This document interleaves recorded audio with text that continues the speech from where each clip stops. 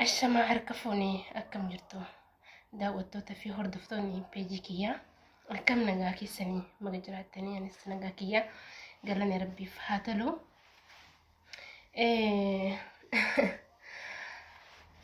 تقوسي يا دوي يبسطو في يا دوي يبسطو في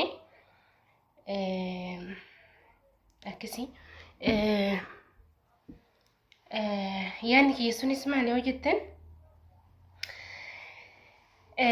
sirba artistii Haacaaluu Hundeessaa goota keenya hayyuu keenya qaroo keenya kan diinni nu jalaa iyya jaamsitee biyyeen itti hasalbattu jecha sirba isaa sanarratti sagalee waraabirratti qeeqaa hedduutu narratti ka'ee yaa sirba san keessaa dogongorri ni jira. Dogongorri ni jira. Anis boodarra argeetiin jira. Waan isin ajaa'ibu ani sirba isaa yeroo baay'ee ni dhaggeeffadha. Sirba isaa yeroo hedduu ni dhaggeeffadha. Sababbiin isaa maali? Sagaleen isaa suni hedduu namatti tola. Ammallee hedduu humna qaba. Waa wayitu bakka jechuun irraa hin barumsa fudhatta si galee si qara jechuudha si galee. Sagalee kee si qara jechuudha si galee. Inna kanaaf jennaan ani sirbi isaa san sirboota hedduu ni dhaggeeffadha. Ammallee immoo sirboota afaan Oromoo kan natti tolan hundaa'u sagalee isaanii waan natti tolee ni dhaggeeffadha. Sirboota sagalee natti hin tolle hin dhaggeeffadhu. Immoo sirba sanii dhugaadha dogongorri ni jira iyyi ni jira. Anuu yeroo booda deebi'ee dhaggeeffadhu ergasii yeroo booda deebi'ee sirbicha isaa san dhaggeeffadhu. Inni lalgalooto jedha ani immoo dhangalootoo jedhe dhangaloon jedhe kanarratti namoonni hedduun qoosaa hedduu jechoota hin taanes namoonni naan jedhe isin jira jechoota babbareedaa akka jechuun ani waan sanan qajeelfadhu na godhe naaf jedhanillee ni jirtu hedduu galatooma yaa ilmi namaa hin dogongora waan ta'eef namni hojii hojjetu keessattiin namni kamuyyuu ni dogongora waan ta'eef yaa dogongorri ni jira nuuf gochaa dhiifama isin jechuu barbaada.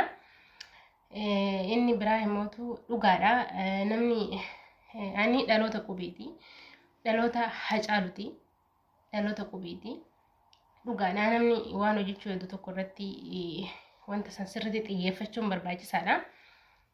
Keessattuu gama sirbaa kanaanii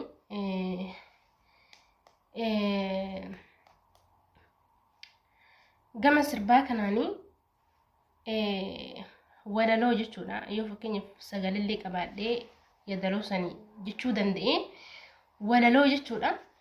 Walaloo eeguun dirqama jechuudha isin galee walaloo eeguun dirqama waan ta'eef walaloo akka eeggadhu dirqama kiyyaa galatoomaa isiniin jedha. Akkasii ammallee immoo peejii kiyyaa sheer waliif godha.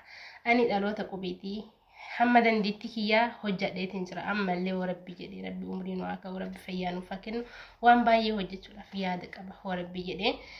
Kanaaf ammallee immoo YouTube kiyyaan akka banii guyyaan isa har'aa miti garuu irratti hojjenne seenaa dhugaa entertainment kan jedhu linkii amma isiniif ka'a seenaatii subscribe naaf godhaa kuma naaf guuta.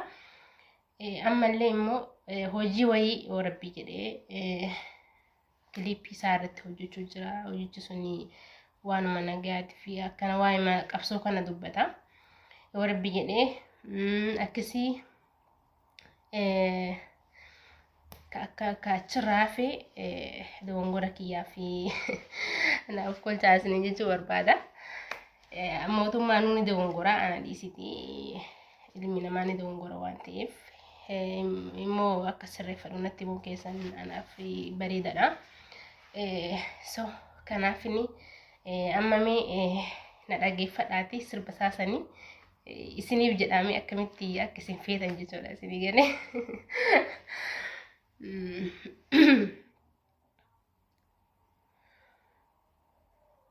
Lalgalooto guulalleen kan tufaa lalgalooto gaara michuu ture lalgalooto galaan finfinnee maarsii lalgalooto siila kajalala lalgalooto walirraan fagaannoo lalgalooto jaraan nu fageessi lalgalooto guulalleen kan tufaa lalgalooto gaara michuu turee lalgalooto galaa finfinnee maarsi lalgalooto siila kajalala lalgalooto walirraan fagaannoo lalgalooto jaraan nu fageessi